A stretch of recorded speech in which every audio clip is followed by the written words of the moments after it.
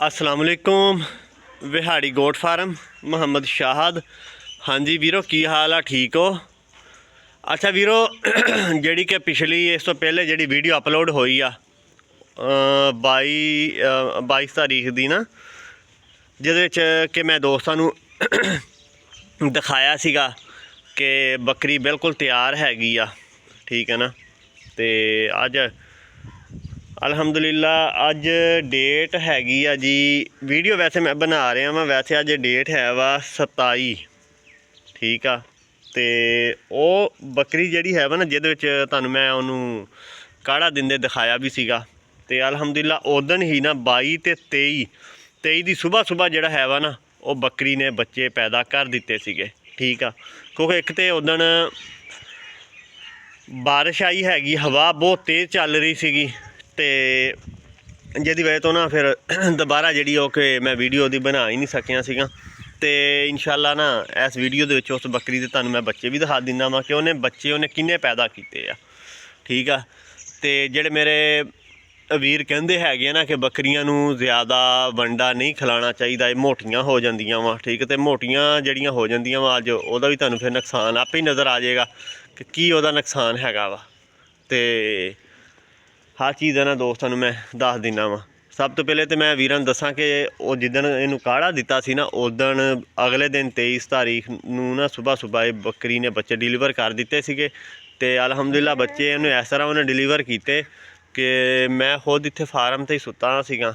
ते रात तकरीबन कोई ना 23 दी कोई मेरा ख्याल आ कोई ना 4:30 बजे ना बकरी ने बच्चे डिलीवर किए आ।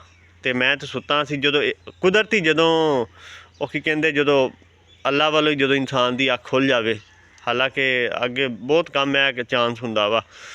बकरी ने जो बच्चे जो डिलीवर किए, जो पहला बच्चा आया हैगा ना, आवाज़ आई आ, तो मैं यकदम मैं उठ के जो जाके देखिया तो बकरी ने एक बच्चा जोड़ा वा वो पैदा कर दिता सी। बाकी जोड़े बच्चे फिर मैं खुद उपर मैं खड़ा हो के ते बच्चे जोड़े हैं ना वो ऐटोमैटिक आपे ही बकरी ने बच्चे पैदा कर दिते सी। कोई नहीं, एक हुंदा ना जानवर तंग होया होवे उहनूं कोई इदां इशू नहीं बनया हैगा, ठीक आ। तो बकरी तुहानूं मैं दोबारा फिर भी दिखा दिना वा, आ देख लवो। अब वो इन छोड़ दे वीरो, ए देख लो बकरी, ठीक है, जिन्हें के बच्चे इन्हें डिलीवर इन्हें कर दिते हुए आ। ए देख लवो अलहमदुलिल्ला इन्हें जी 3 बच्चे इन्हें पैदा इन्हें किए हैगे आ, ठीक आ। अच्छा वीरो, इस जानवर ने ना यार थोड़ा जिहा तंग किया वा, क्योंकि उस दिन मौसम भी खराब हो गया, तो टंपरेचर इनू ना इसदा टंपरेचर नहीं कवर हो रहा सीगा।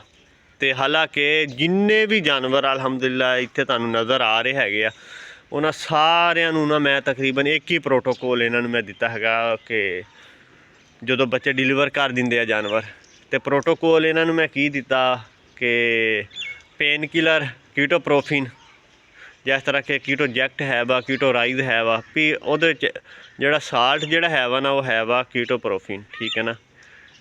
पेन किलर है मैं इस्तेमाल करता हुन्ना वा, तो ताकत वास्ते जोड़ा है वा ना वो साइनोकोप जोड़ा है वा वो इस्तेमाल कर लईदा वा। तो एंटीबायोटिक जोड़ा है वा वो जिस तरह के मैं दोस्तों भी दसदा हुन्ना, जेडे मेरे वीर मेरे नाल जो राबता करते हैं, मैं उन्होंने भी कहना हुन्ना कि यार पेनसिलीन जोड़ा है वा ना वो लगा लिया करो। चाहे ताड़ी बकरी ने सौखे बच्चे पैदा कर दिते आ, चाहे उन्हें औखे बच्चे पैदा किए, यह प्रोटोकॉल लाजमी दिया करो।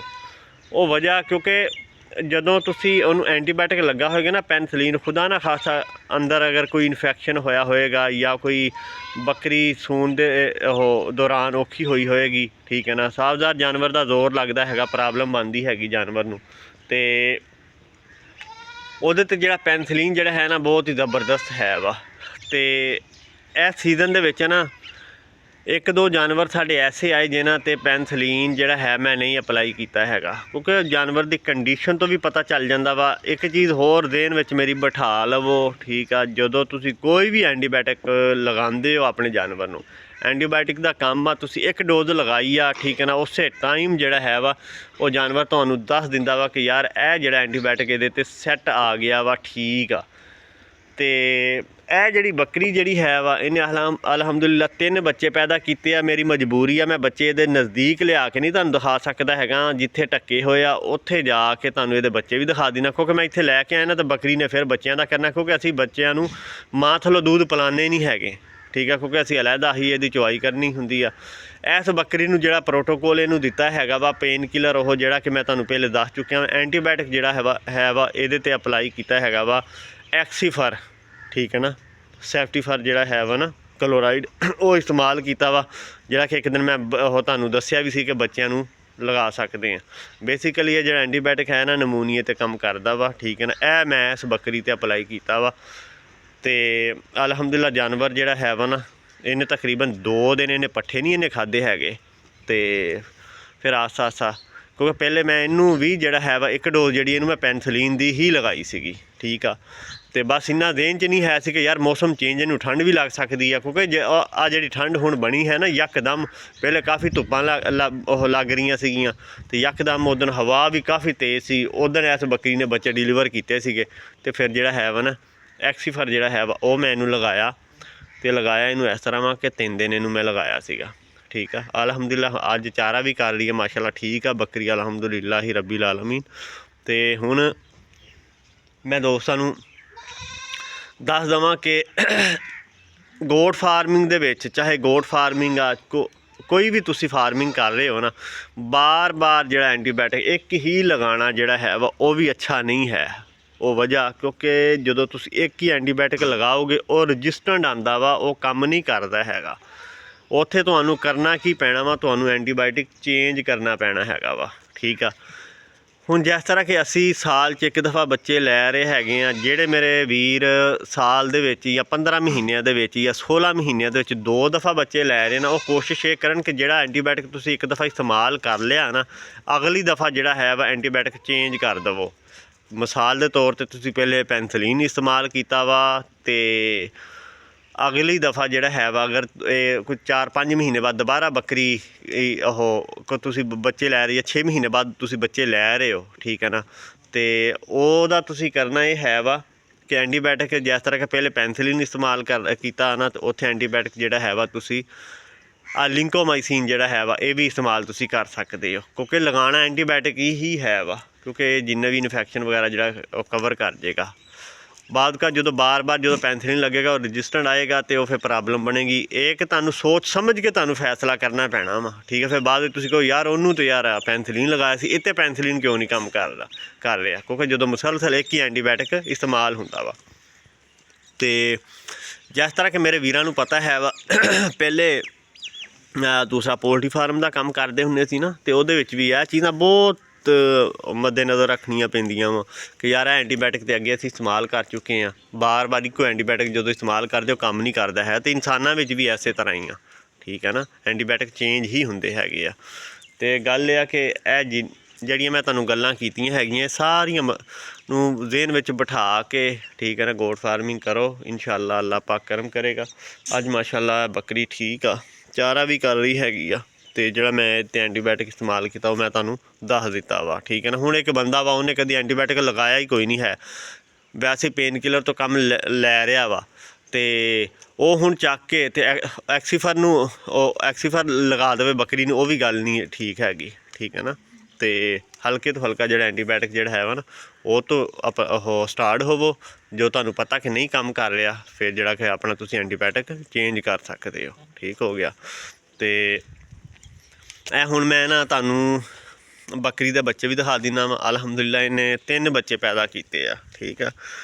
ਤੇ ਗੱਲ ਉਹੀ ਆ ਗਈ ਆ ਕਿ ਜਾਨਵਰ ਨੂੰ ਜਿਹੜਾ ਹੈ ਵਾ ਵੰਡਾ ਜਿੰਨੀ ਤੁਸੀਂ ਖੁਰਾਕ ਇਹਦੀ ਜ਼ਬਰਦਸਤ ਇਹਦੀ ਕਰ ਲੋਗੇ ਉਨਾ ਹੀ ਤੁਹਾਡਾ ਫਾਇਦਾ ਵਾ, ਠੀਕ ਹੈ ਨਾ। ਇਹ ਨਹੀਂ ਹੋ ਸਕਦਾ ਕਿ ਤੁਸੀਂ ਬੱਕਰੀ ਨੂੰ ਖੁਰਾਕ ਚੰਗੀ ਪਾਵੋ ਔਰ ਰਾਜ਼ੀ ਰੱਖੋ ਤੇ ਬੱਕਰੀ ਤੁਹਾਨੂੰ ਨਾ ਵੀ ਖੁਸ਼ ਕਰੇ, ਠੀਕ ਹੈ। ਦੇਖੋ ਅਲਹਮਦੁਲਿਲਾ ਇਹਨੇ 3 ਬੱਚੇ, ਹਾਲਾਂਕਿ ਪਹਿਲੇ ਮੇਰਾ ਇੱਕ ਆਈਡੀਆ ਸੀ ਤੇ ਮੈਂ ਆਬਦ ਕੋਈ ਮੈਂ ਪੁੱਛਿਆ ਸੀਗਾ, ਉਹ ਸਾਹਮਣੇ ਖੜਾ, ਮੈਂ ਕਿਹਾ ਆਬਦ ਕਿੰਨੇ ਬੱਚੇ ਦੇਗੀ, ਤੇ ਕਹਿੰਦਾ ਭਾਈ ਇਹ ਦੇਗੀ 2 ਬੱਚੇ ਤੇ ਦੇਗੀ। ਮੈਂ ਕਿਹਾ ਇਨਸ਼ਾਅੱਲਾ 3 ਤੇ ਕਨਫਰਮ ਆ, 3 ਤੋਂ ਜ਼ਿਆਦਾ ਵੀ ਇਹਦੇ ਬੱਚੇ ਹੋ ਸਕਦੇ। ਉਹ ਵਜ੍ਹਾ ਕਿਉਂਕਿ ਇੱਕ ਪੂਰਾ ਸਾਲ ਤੇ ਇਹਨੇ ਬੱਚੇ ਨਹੀਂ ਦਿੱਤੇ ਹੈਗੇ, ਵੰਡਾ ਹੀ ਖਾਂਦੀ ਰਹੀ ਆ। ਗੱਲ ਹੈ ਕਿ ਜਿੰਨਾ ਜਾਨਵਰ ਤੁਹਾਡਾ ਤਿਆਰੀ ਦੇ ਦੌਰਾਨ ਜਦੋਂ ਕ੍ਰਾਸਿੰਗ ਤੋਂ ਪਹਿਲੇ ਤੁਸੀਂ ਜਿੰਨਾ ਇਹਦੀ ਉਹ ਸਿਹਤ ਇਹਦੀ ਅੱਛੀ ਕਰ ਲੋਗੇ ਨਾ, ਇਨਸ਼ਾਅੱਲਾ ਬੱਚੇ ਜਿਹੜੇ ਉਹ ਵੱਧ ਜਾਣਗੇ। ਫਿਰ ਕਈ ਮੇਰੇ ਵੀਰ ਕਹਿੰਦੇ ਹੈਗੇ ਜੀ ਇੱਕ ਬੱਕਰੀ ਨੂੰ 2 ਬੱਕਰਿਆਂ ਕੋ ਕ੍ਰਾਸ ਕਰਵਾਓ ਤੇ ਬੱਚੇ ਵੱਧ ਜਾਂਦੇ। ਇਹ ਨਹੀਂ ਇਹ ਸਰਾਸਰ ਝੂਠ ਆ। ਠੀਕ ਹੈ, ਤੁਹਾਡੇ ਸਾਹਮਣੇ ਆ। ਅਲਹਮਦੁਲਿਲਾ ਇੱਕ ਬੱਕਰਾ ਛੱਡਿਆ ਸੀ, ਉਹ ਵੀ ਤੁਸੀਂ ਵੇਖਿਆ ਹੋਇਆ ਵਾ। ਦੂਸਰਾ ਬੱਕਰਾ ਕੋਈ ਨਹੀਂ ਇੱਥੇ ਮੌਜੂਦ ਸੀਗਾ। ਠੀਕ ਆ, ਤੇ ਇੱਕੋ ਬੱਕਰੇ ਕੋ ਕ੍ਰਾਸ ਹੋਈਆਂ ਵਾ ਔਰ ਅਲਹਮਦੁਲਿਲਾ ਜ਼ਿਆਦੀਆਂ ਸਾਡੀਆਂ ਬੱਕਰੀਆਂ ਨੇ 3-3 ਬੱਚੇ ਪੈਦਾ ਕੀਤੇ ਹੈਗੇ ਆ। ਤੇ ਕਿਸੇ ਨਾ ਕਿਸੇ ਵੀਡੀਓ ਦੇ ਵਿੱਚ ਇੱਕ ਹੋਰ ਜਾਨਵਰ ਤੁਹਾਨੂੰ ਦਿਖਾਵਾਂਗਾ। ਠੀਕ ਆ, ਉਹਨੇ ਬੱਚੇ ਕਿੰਨੇ ਪੈਦਾ ਕੀਤੇ ਸੀਗੇ ਔਰ ਕਿੰਨੇ ਸਾਡੇ ਕੋਲ ਉਹਦੇ ਬੱਚੇ ਹੈਗੇ ਆ। ਠੀਕ ਆ, ਬਾਕੀ ਅੱਲਾ ਪਾਕ ਕਰਮ ਕਰੇ। ਤੇ ਹੁਣ ਮੈਂ ਆਪਣੇ ਵੀਰਾਂ ਨੂੰ ਬੱਚੇ ਦਿਖਾਉਂਦਾ ਵਾ। ਆਬਦ ਆ ਜਾ ਯਾਰ, ਉਹ ਬੱਚੇ ਕੱਢ। ਉਧਰ ਟੋਕਰਿਆਂ ਥੱਲੇ ਅਸੀਂ ਢੱਕੇ ਹੋਏ ਆ, ਕਿਉਂਕਿ ਇੱਥੇ ਨਹੀਂ ਮੈਂ ਲਿਆ ਕੇ ਦਿਖਾਣੇ, ਕਿਉਂਕਿ ਫਿਰ ਸਾਰੀਆਂ ਬੱਕਰੀਆਂ ਨੇ ਉਹ ਫਿਰ ਬੱਚਿਆਂ ਦਾ ਕਰਦੀਆਂ ਬਹੁਤ ਹੈਗੀ, ਕਿਉਂਕਿ ਅਸੀਂ ਚੁਆਈ ਕਰੀਦੀ ਆ ਪਹਿਲੇ ਨਾ, ਫਿਰ ਬਾਅਦ ਵਿੱਚ ਬੱਚਿਆਂ ਨੂੰ ਦੁੱਧ ਪਿਲਾਈਦਾ ਵਾ। ਹਾਂਜੀ ਵੀਰੋ, ਆਹ ਦੇਖ ਲਓ ਇਸ ਟੋਕਰੇ ਥੱਲੇ ਜਿਹੜੇ ਬੱਚੇ ਢੱਕੇ ਹੋਏ ਆ। ਇੱਧਰ ਸਾਈਡ 'ਤੇ ਕਰ ਯਾਰ, ਸਾਈਡ 'ਤੇ ਇੱਧਰ ਉਹ ਥੋੜ੍ਹਾ ਜਿਹਾ ਅੱਗੇ ਕਰ ਲਾ ਇਹਨਾਂ ਨੂੰ। ਤਿੰਨੇ ਕੱਢ ਲਾ, ਤਿੰਨੇ। ਅਲਹਮਦੁਲਿਲਾ ਇਹਨੇ ਜੀ 3 ਬੱਚੇ ਇਹਨੇ ਪੈਦਾ ਕੀਤੇ ਆ ਮਾਸ਼ਾਅੱਲਾ। 2 ਪੱਠਾਂ ਤੇ 1 ਬੱਕਰਾ।